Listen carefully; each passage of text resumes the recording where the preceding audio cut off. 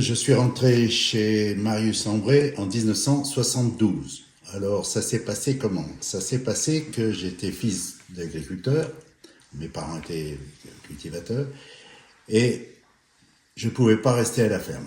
Et mes parents connaissaient bien Marius Lambret.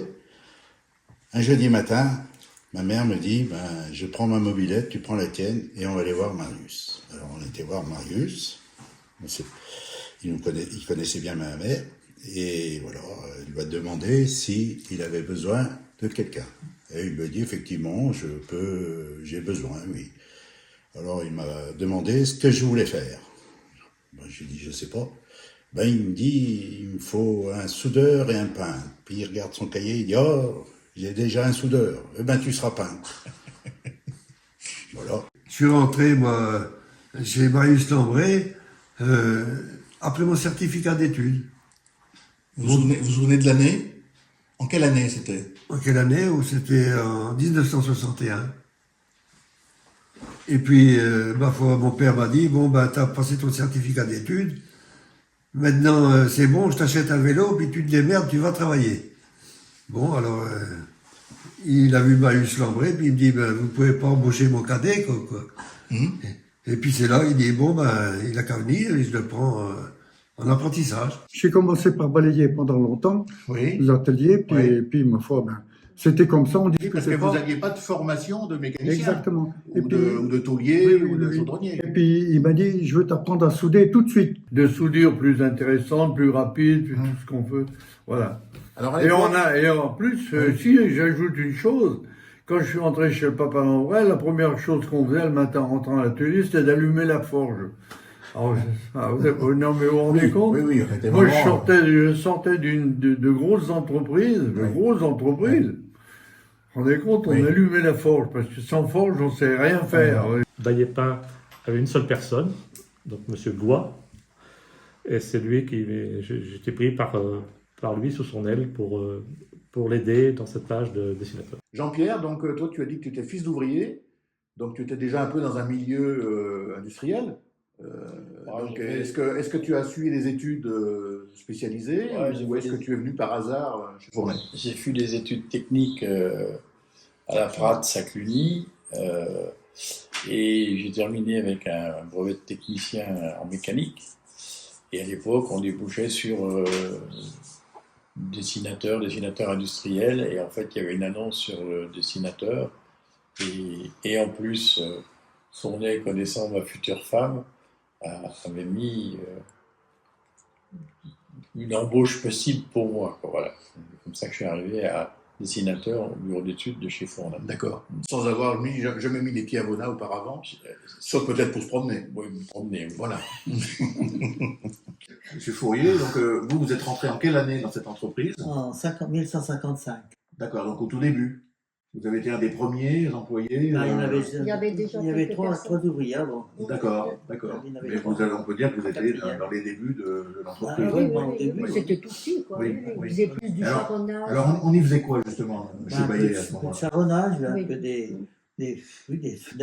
curies pendant des tables, un peu de tout. Oui, parce qu'on n'était pas encore dans l'essor du transport routier qu'il y a pu avoir après. Donc on n'avait pas encore les camions. Les brouettes, on faisait tout.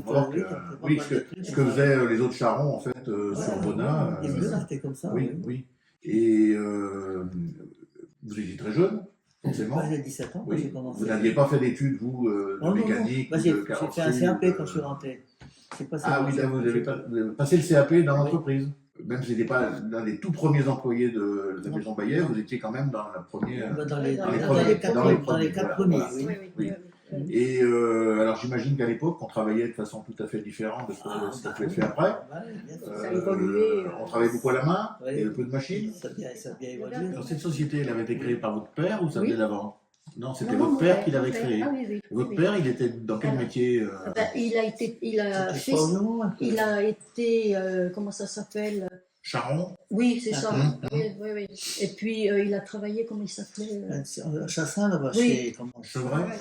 Il avait fait ses classes chez Chevret. D'accord. Comme beaucoup de charrons de l'époque. C'est ça. Et puis après, il est venu faire son petit atelier, qui s'agrossit. C'était pas encore vraiment industriel. Oh ben, c'était même pas du tout industriel. Moi, je sortais de grosses entreprises. J'ai dit à Bacon et à Villefranche, on avait des bons de travail, on avait des dessins, on avait tout ce qu'il fallait. Vous voyez, on avait des temps de travail à louer, on savait. Je connaissais tout ça. Alors, je suis entré ici, je vous ai dit, les outils de mesure, c'était un double mètre de charpentier, un grand crayon de charpentier. Oui, en grand crayon, voilà. Et avec ça, on faisait tout. Alors oui, on était loin de l'industrialisation. Hein, oui, c'était vraiment zéro. Et la preuve, c'est qu'au bout d'un an de travail chez le Papa Lambré, comme je l'appelais, j'ai dit, je peux pas continuer comme ça, il faut absolument que je me trouve une planche à dessin, et puis je commence à préparer le travail à la maison le soir, puis ramener des plans tout faits, prêts à découper, vous voyez. Voilà, et c'est comme ça que ça a démarré chez Marius Lambret. D'accord, donc Je faisais des plans de soir avec une table que j'avais payée avec ma paye, parce qu'il n'était pas question de... Travailler assis chez eux, ça n'existait pas. Oui, quand on était assis, ça n'allait plus. Les trois gros, qui étaient le premier chez Fournet. Alors, j'étais le second. Alors, je me souviens d'avoir vu un camion qui réparait, qui avait la porte en bois et elle était toute ferrée. D'accord. Alors, Un travail de charron. Un travail de charron. Et pas de carrossier encore. Non, de charron. ben voilà, c'est ça. C'est quelqu'un qui avait, 100 ou 200 idées par jour, souvent contradictoires dans la même journée. Donc tu commençais à bosser le matin sur un plan, tu te faisais 5 heures de plan et tu allais manger à midi, et quand tu revenais, il avait mis des gros coups de crayon rouge sur ton plan. C'est-à-dire les 5 heures de boulot que tu avais fait, tu pouvais Voilà, il était capable de ça. Voilà. Qui vous étiez, c'était des gens qui avaient appris la mécanique, qui étaient des mécaniciens de métier, ou est-ce que c'était comme vous, des fils de paysans qui venaient là parce qu'ils avaient trouvé un travail? Malgré tout, il y en avait un qui s'appelle Serge Mallet. Ça a été celui qui a fait évoluer la carrosserie Fournet le plus pour moi. Oui. Il était très intelligent et il savait bien souder, tout faire parce qu'il avait été aux écoles. Du Fournet. Quand je suis là, en 62. 62. Donc Fournet, à l'époque, c'était pas encore la grande entreprise que c'est devenu après. Je te dis, on est trois. Il y avait M. Richelieu qui était rentré en peinture, mais son nom m'échappe. Châtenay. Et puis moi, j'étais le troisième, on était rentrés tous les trois ensemble, tu vois. Et donc là, c'était le tout début où Fournet commençait à faire de la carrosserie camion, où il était encore vraiment que du charronnage. On faisait non, il n'y avait plus de charronnage. Non, il n'y avait plus de charronnage. Non, plus. On avait M. Berthollet qui venait, parce qu'il s'était accordé avec Fournet. Son premier atelier qu'il a agrandi, Fournet, parce qu'avant il y avait un atelier devant, en bois, j'ai bien connu. Et pour agrandir, il avait besoin d'un terrain, puis il appartenait au père Berthollet. Alors, père Berthollet, dis donc, Bernard, t'as qu'à construire un atelier, hein. T'inquiète pas. Mais il dit, j'ai pas d'argent pour acheter ton terrain. Monsieur Fournet a voulu agrandir son entreprise. Il avait acheté des terrains à mon père. Et pour la petite histoire, je ne sais pas si ça peut être... On verra si on coupe. Pour la petite histoire, Bernard Fournet avait commencé à construire son usine avant que l'acte de vente du terrain ne soit signé. Et lorsqu'ils se sont retrouvés devant le notaire de Méséria, maître Guérin, avait dit à mon père, Monsieur Berthollet, je vous félicite, vous allez avoir vous êtes propriétaire d'une belle usine. Moi, ce qui m'a surtout surpris dans une petite entreprise comme Fournet, c'était son groupe de formation d'apprentis. C'était très rare, ça, dans une boîte pareille. On avait une dizaine d'apprentis, d'ailleurs c'est Serge Mallet, que vous avez connu, qui s'en occupait. Et déjà ça, ça ponctuait la façon de voir d'une entreprise. C'est-à-dire que notre patron, il voyait juste derrière ce qui se passait. Il avait, vous voyez, une façon de voir qui choquait les gens, Mais 9 fois sur 10, c'est lui qui avait raison. Fournet, il avait des idées. Ça, il avait la tête pleine d'idées. Moi, j'allais souvent au salon à Genève avec lui. Et ben, il m'avait fait faire un petit tableau fixé sur le tableau de bord. Il y avait toujours des feuilles. Il voyait, derrière un camion, il voyait quelque chose. Il était content.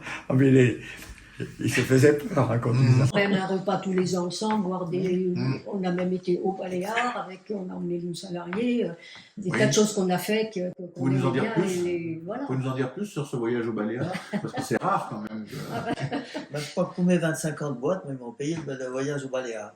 Est-ce que vous pouvez nous dire un peu plus sur votre père, c'est-à-dire comment il envisageait son entreprise, comment il envisageait les relations avec les employés Alors, il avait été charron lui-même, vous avez dit avant, donc effectivement, il était passé par ce que vivaient les ouvriers. C'est quelqu'un qui était droit. C'était un bon patron pour Mais, nous. oui, mais il était quand même chaleureux avec ses salariés. Oui. Il les comprenait, il les aimait. Oui. Voilà.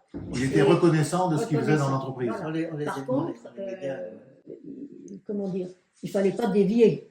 D'accord, droit, droit mais exigeant. À l'époque, mon beau-frère Paul Lambret, qui est devenu celui que vous connaissez, avec toute la réussite qu'il a eue, eh ben, il était taulier chez le papa Lambret. C'est lui qui s'occupait de former de la tôle, vous savez, pour mettre dans des coins de camion. C'était joli, il fallait de la forme. Et il était taulier. Vous voyez, Paul Lambret s'est lancé à ce moment-là dans le frigo. Oui. Alors je dis, bon, bah, tu fais du frigo, moi je fais autre chose, et puis voilà. Oui, on ne s'est jamais battu sur des clients, puisque on n'avait pas les mêmes... Oui, vous n'étiez pas sur les mêmes créneaux. Voilà, oui. Volontairement. Oui. En fait, l'entreprise a grossi assez rapidement. Donc effectivement, il y a eu beaucoup d'embauches. On avait tous à peu près le même âge, ce qui a aussi contribué à cette... comment dire, cet esprit d'entreprise. On est tous arrivés à peu près en même temps.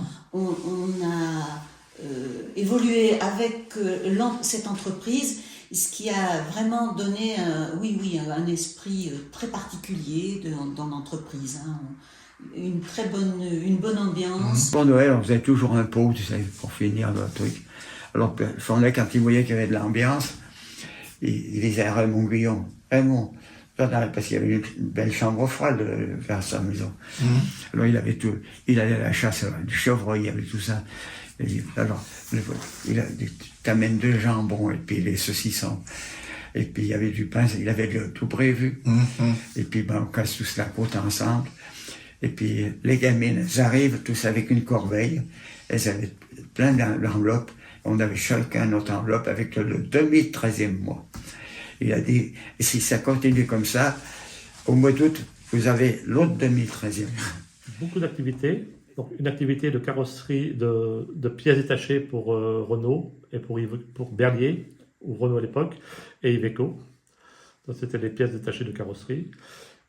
On fabriquait les doubles cabines, c'est-à-dire les véhicules pour ceux qui apprenaient à conduire les camions. Donc, il fallait prolonger la cabine arrière pour pouvoir mettre. Donc, on transformait les véhicules d'origine, on coupait, on les ramenait. On avait l'activité de carrosserie, c'est-à-dire qu'on fabriquait également des bennes arrière pour mettre sur les camions, des véhicules spéciaux.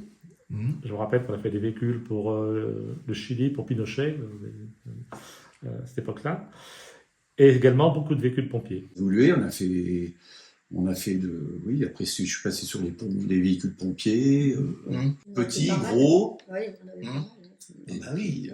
Puis, alors, les véhicules de l'armée aussi, avec beaucoup de plateaux au niveau de l'armée aussi.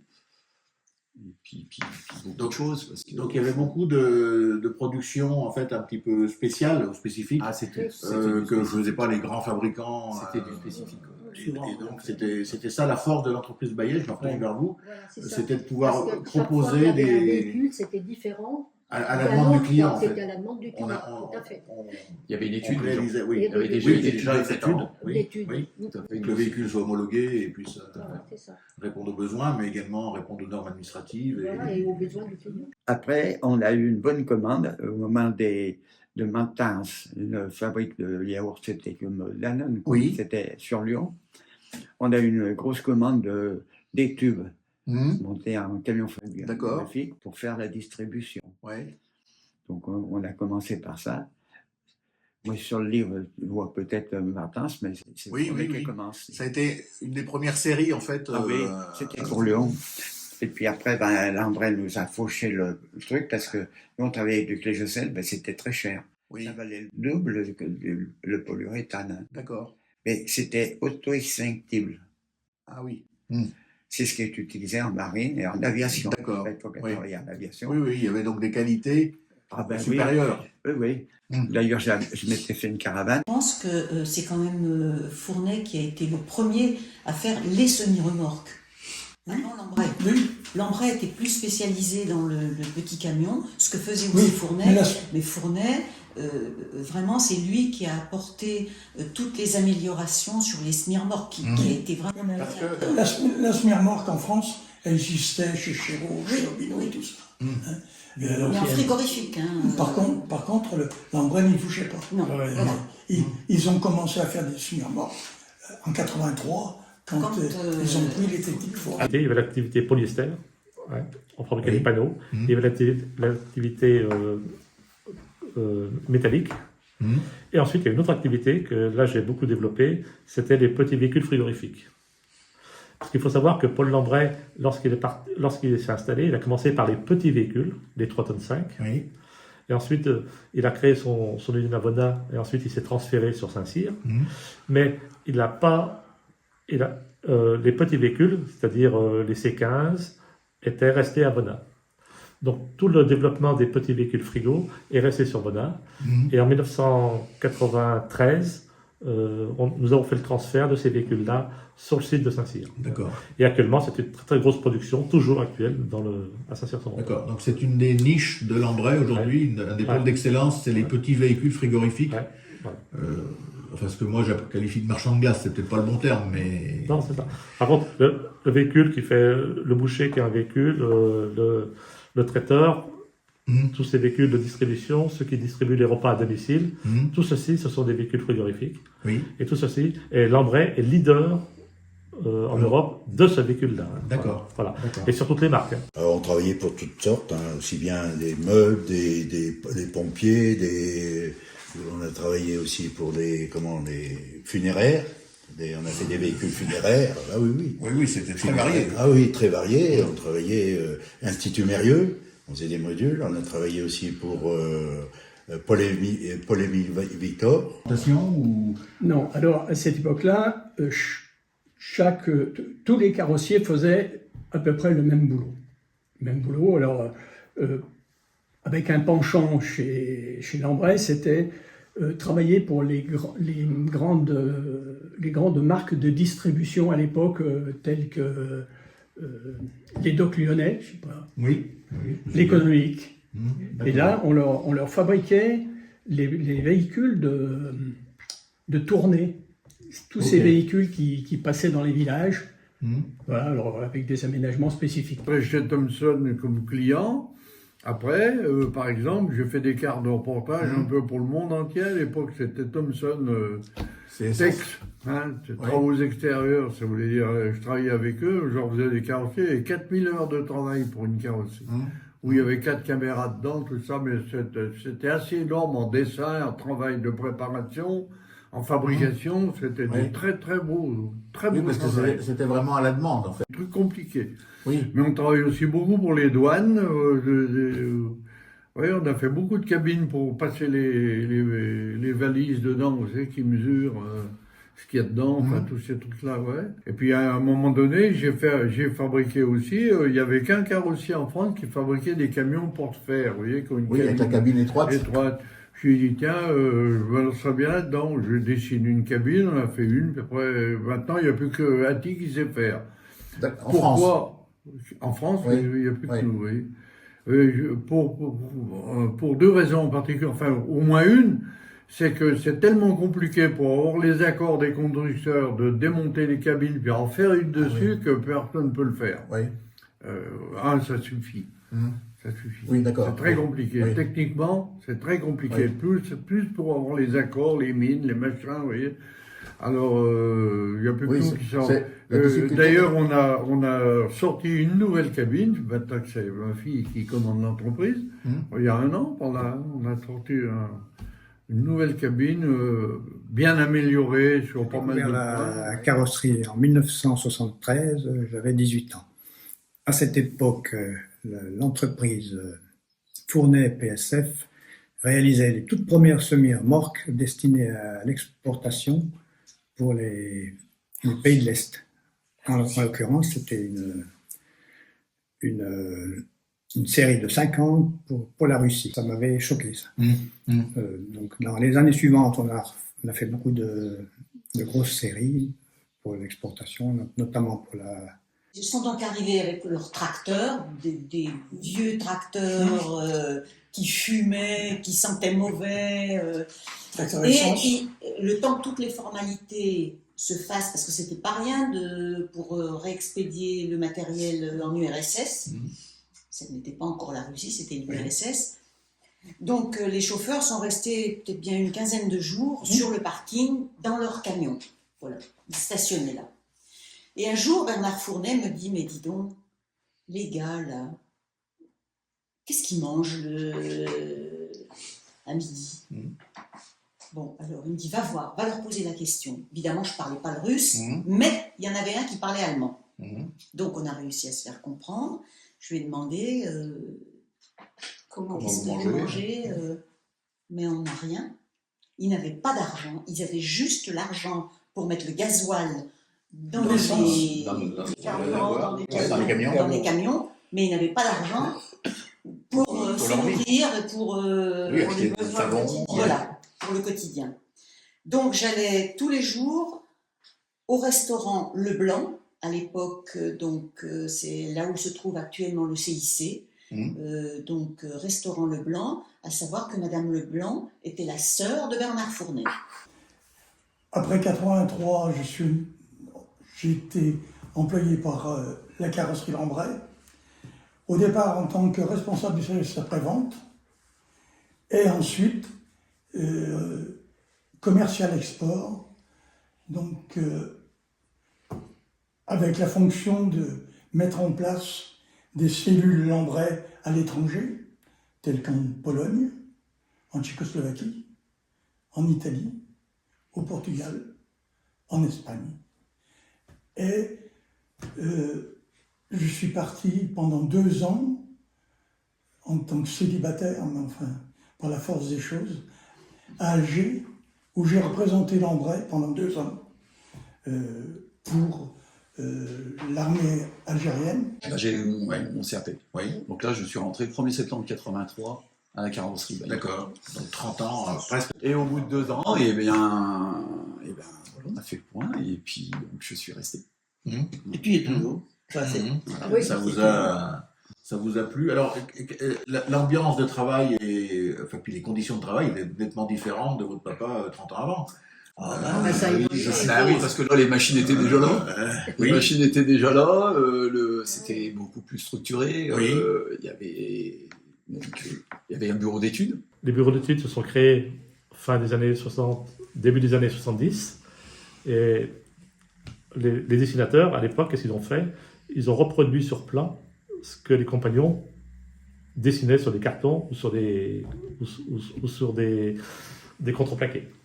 Voilà. Donc toute la mémoire des compagnons a été retransmise au bureau d'études, et nous, les dessinateurs, on faisait que leur apporter une aide. Puisque au début, avant les années 70, c'était des carrosseries individuelles. C'était pas la carrosserie industrielle. Donc début des années 70, on a commencé à parler de carrosserie industrielle, donc il fallait refaire. Filiale de Clever-Colombe, qui était fabricant pneumatique, mais qui avait hérité en dommages de guerre d'un brevet pour la fabrication du PVC expansé, les GSL. Et cette entreprise a recherché sur la France des entreprises pouvant, je veux dire, mettre en œuvre et développer cette activité de panneau sandwich. Et la carrosserie était un créneau qui les intéressait, qui représentait un avenir pour ce produit. Donc ils ont sélectionné en France 5 entreprises, dont Fournet. Les autres étaient dispatchés sur le territoire. Le Capitaine à Saint-Lô, Delcroix à Bapaume, Sainte-Marie à Stafford et Joseph à Pertuis. Donc ces 5 entreprises avaient l'exclusivité du matériau pour cette application des carrosseries frigorifiques. Et dans ce cadre-là, alors toutes les entreprises étaient issues de la carrosserie. C'était tous les parents avec jeunes carrosseries, sauf Fournet qui n'était pas carrosserie.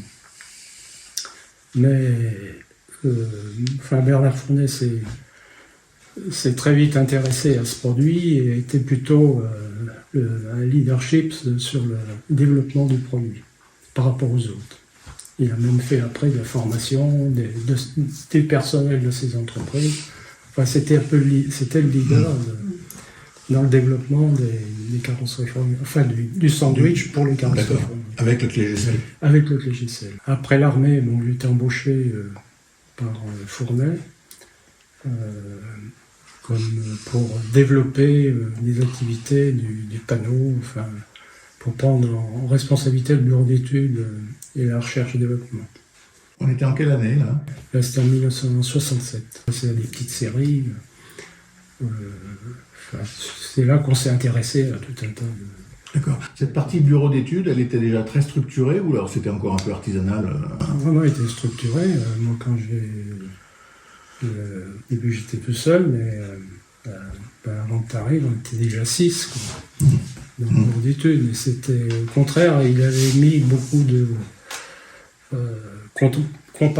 en comparaison à d'autres sociétés, on était très structuré en bureau d'études. D'accord. Et ça, c'était une volonté de Bernard Fournet, parce qu'il avait compris que c'était le début de la réussite après de tout le reste.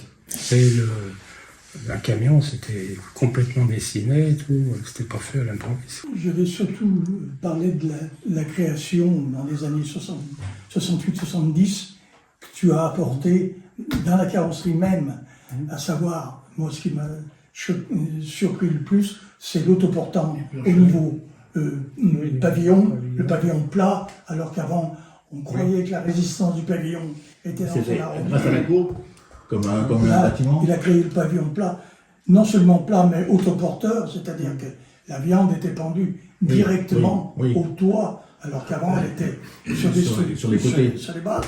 Donc ça c'est une des grosses modifications qui a eu lieu dans la carrosserie à cette époque-là.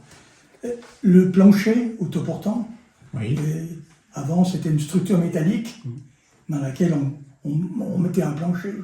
Là, il a supprimé la structure métallique, on a posé le plancher sur le châssis et on fixait le plancher directement au châssis. Ça, et le troisième, c'est la porte, l'ouverture arrière, complètement intégrale, qui est venue un peu plus tard, mais enfin... oui, donc plus de rebord et donc un chargement facilité. Il est venu en 73, le pavillon, la porte. En 80, une remorque en 2015, quelles sont les évolutions, quelle est la différence?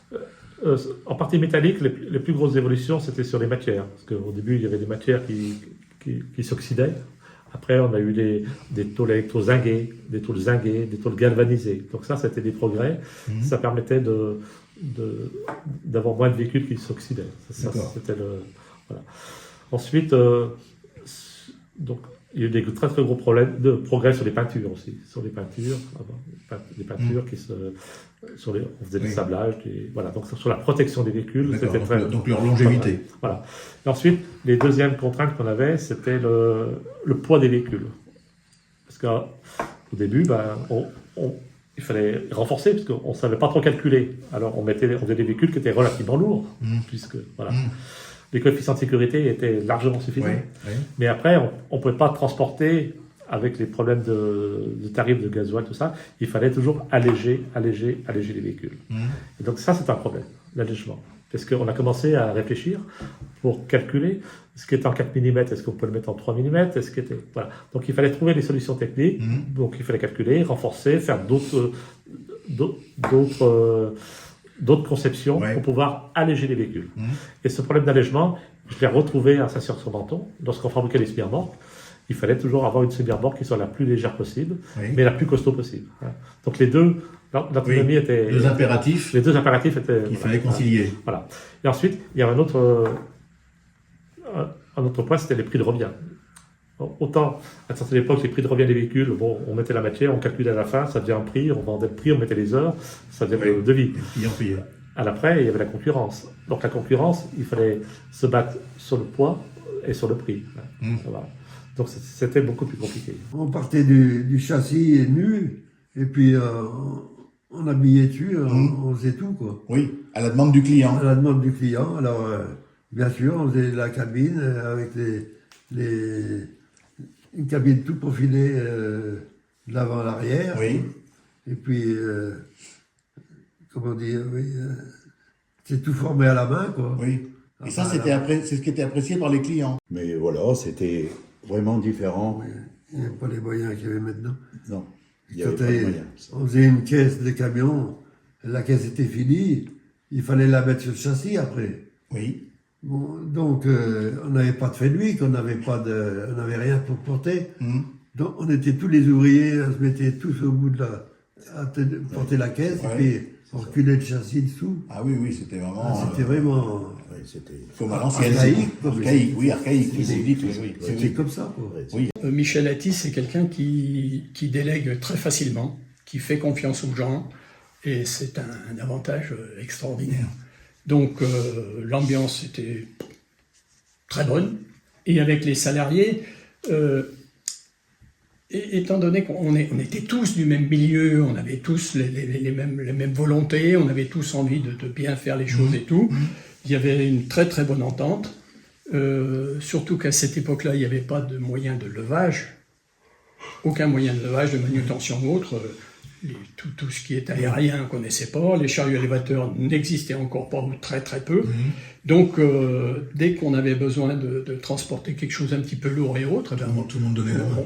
On levait la main, on rabattait la troupe, et puis hop, un coup de collier, et c'était parti. Quoi. En réalité, quand cette SAU était partie, on montait 6 semi-remorques par jour, plus, on montait jusqu'à 6 semi-remorques, 8 véhicules de pas très grands, mais qui faisaient 5 mètres jusqu'à 10 mètres. Oui. Et puis après, on montait des vulles. Les vulles, c'est les petits véhicules, c'est ceux qui font des livraisons intérieures. Ah oui, d'accord. On montait 6 aussi par jour. Donc vous avez connu toute l'expansion. Oui. Et puis l'âge d'or de l'entreprise Fournet. Ah oui, au moment où c'était le plus gros. J'ai vu tout il y faire avait tous les les ateliers derrière. Tout faire les ateliers. Et on était 180 quand on a été licencié, que Lambret nous a racheté. Oui. Voilà. D'accord. Eh bien, et puis moi, j'ai toujours été à l'assemblage. C'est toujours moi qui a formé, comment faut que je vous explique ça, un plancher, un avant, 2 côtés, un toit, un arrière. Oui. Et c'était moi qui faisais tout ça.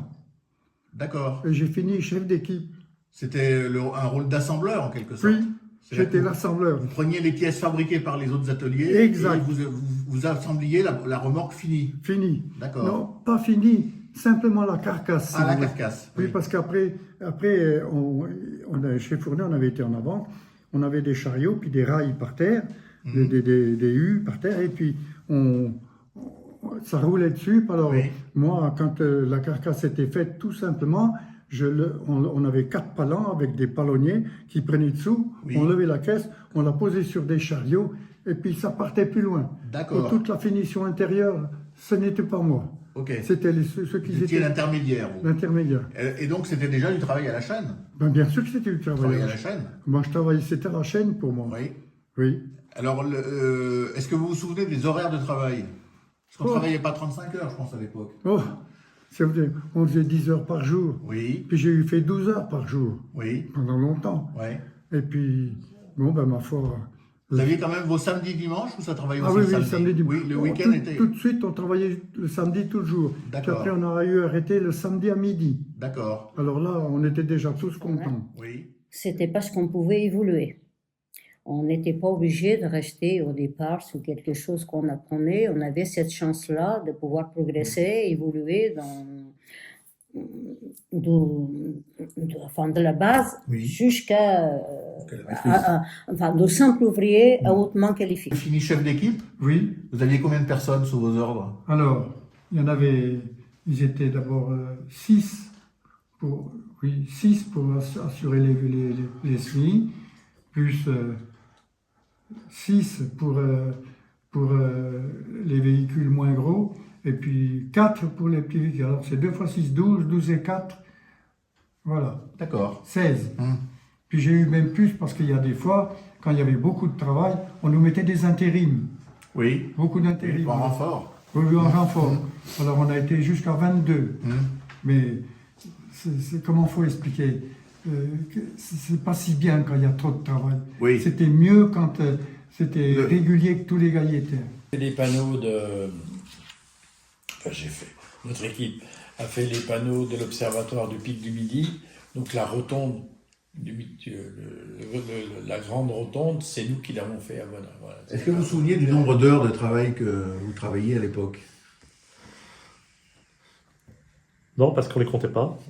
Il y avait une heure d'arrivée et une heure de sortie. Ouais. Je sais que le matin, j'arrivais vers 7h15, 7h30.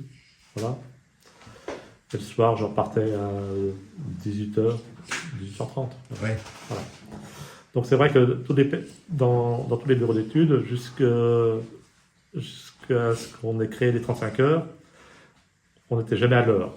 Même le bureau d'études à Saint-Cyr, les gens ne travaillaient pas à l'heure. Oui. Ils arrivaient le matin, ils repartaient le soir. Oui. Chez Marius Lambray,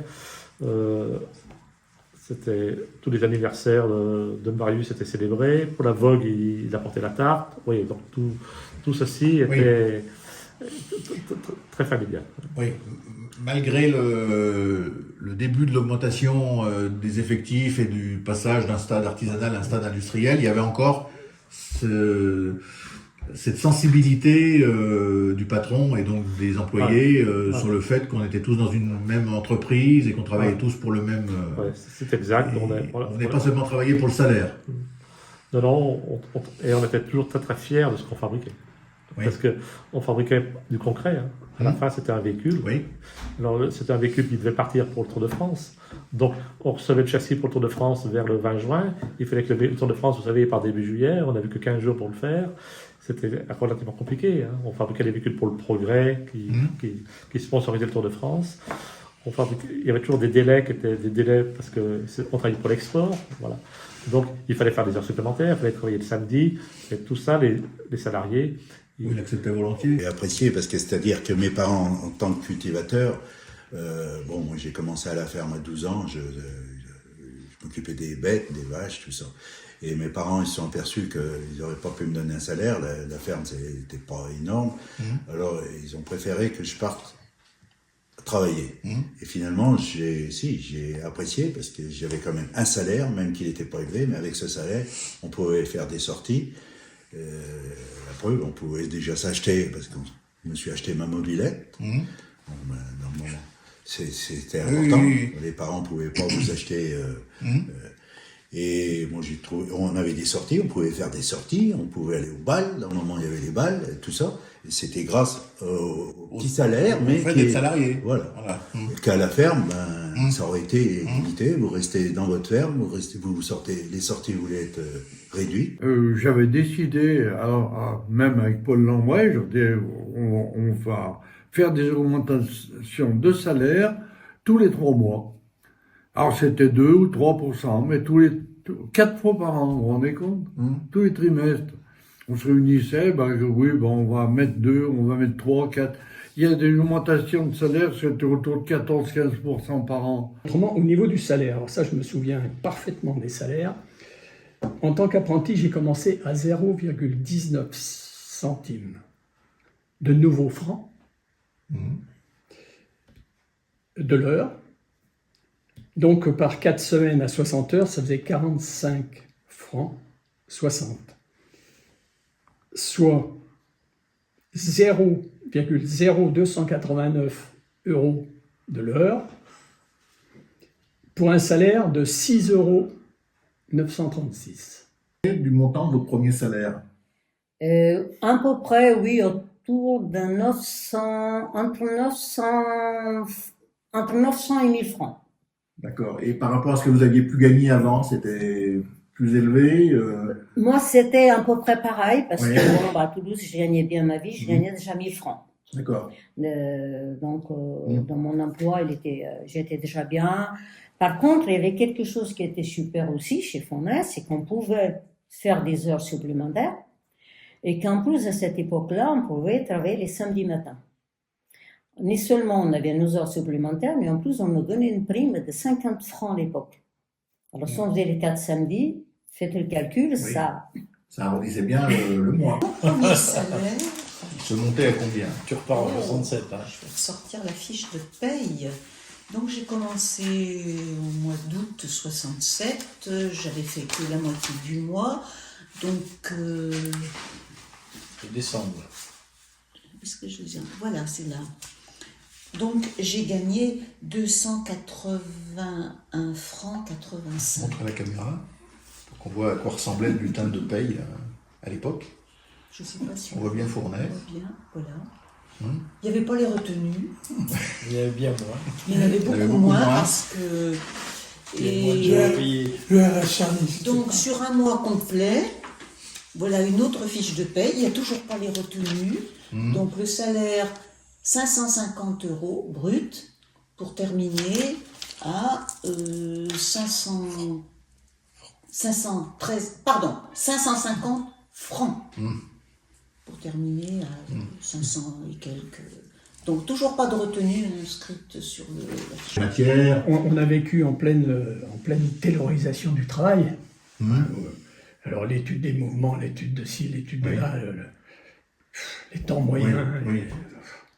Enfin, ça a aussi fait l'objet de toutes les formations que j'ai pu me taper dans la carrière. Il y avait l'entreprise Avona. Mais il y a eu un moment, j'ai racheté une entreprise de carrosserie qui était à Lons-le-Saunier, qui m'a bien servi pour pas mal diffuser les carrosseries moins compliquées, mais enfin, des plateaux, de tout ce qu'on veut. Plus près des clients là-bas. Voilà, plus près des clients, dans le Doubs, tout ça, etc.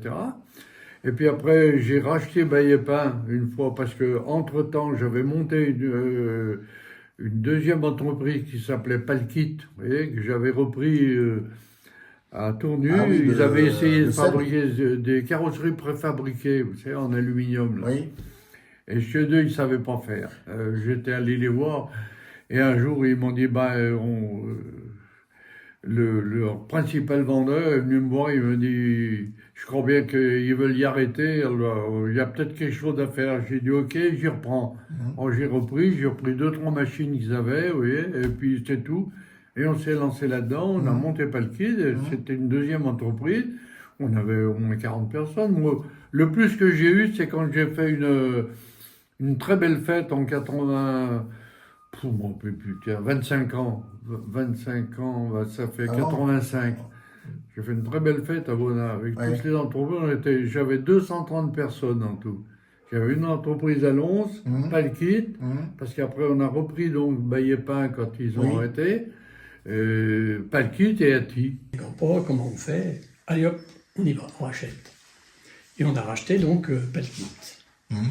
Et Palkit, au début c'était 1 à 2 carrosseries par jour. Pour terminer, quand j'ai quitté, on était entre 25 et 30 carrosseries par jour. Je pense que Lambret a eu un gros développement lors du rachat de Fournet. Pourquoi? Parce que Lambret est né par le petit véhicule, est monté vers le gros véhicule. Il avait déjà acheté en Bretagne une usine qui lui a permis de se lancer dans la semi-remorque. Mais le fait d'avoir récupéré Fournet, il est rentré de plein pied dans le transport des viandes pendues, chez des clients qu'il ne connaissait pas auparavant. D'accord. Voilà. Fournet était déjà très industriel. Voilà. Donc, le transfert les salariés de Fournet, les bureaux d'études, les gens du bureau d'études de chez Fournet qui ont intégré Lambret ont vraiment apporté à l'entreprise Lambret. Avec mon ami Rocher Probel, un jour on a eu une idée comme ça. On s'est dit tiens, on va créer un tournoi entre les entreprises vénitiennes. C'était en quelle année ça? La première était en 72, pardon. 72, 73, 74, 75, 76. Oui, 5 fois. 5 coupes corpo, Fournais 5 finales et 4 victoires. J'en étais le capitaine. Donc oui, un petit peu de... Je suis fier d'en parler. On n'a jamais vu depuis 3 rangées de spectateurs tout autour du stade de foot. 3 rangées de spectateurs. Recette buvette, un vendredi, 1 200 000 francs. Corpo. Sous 2 angles, la coupe corpo foot et la coupe corpo pétanque. Donc chaque entreprise voulait absolument participer, bien sûr, jusqu'aux pompiers. Même certains artisans se réunissaient avec leur personnel pour monter une petite équipe. Et le Vona vivait à l'époque de la coupe corpo.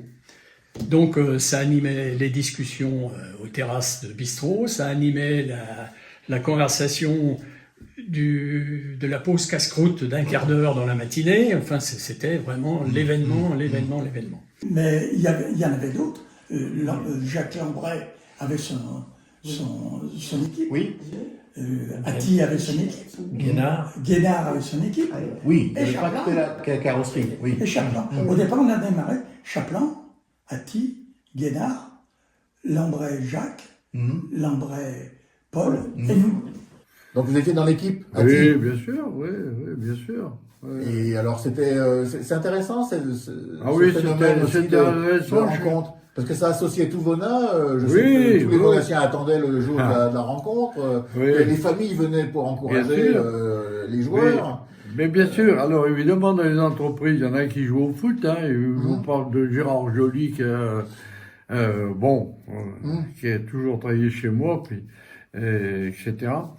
Mais lui qui était un sportif vraiment accompli, mais tout le monde jouait au foot à l'époque, moi aussi je jouais au foot. Mais chaque fois qu'on faisait un match, vous étiez sûr que la semaine d'après, il manquait 4-5 personnes de chaque entreprise. Ah ouais? Bah oui, parce que c'était viril, comme on dit. C'est pas que c'était viril, mais il y en avait qui voulaient jouer au foot pour faire partie de l'équipe et qui n'étaient ni entraînés ni rien, puis qui se faisaient mal. Ce qui m'a plu dans ce métier, c'était le plaisir de voir les choses se réaliser. C'est-à-dire, on attaquait et le soir, on était tout heureux avant de repartir, de redonner encore un coup d'œil à ce que l'on venait de faire, la satisfaction du travail bien fait, des choses qui évoluent.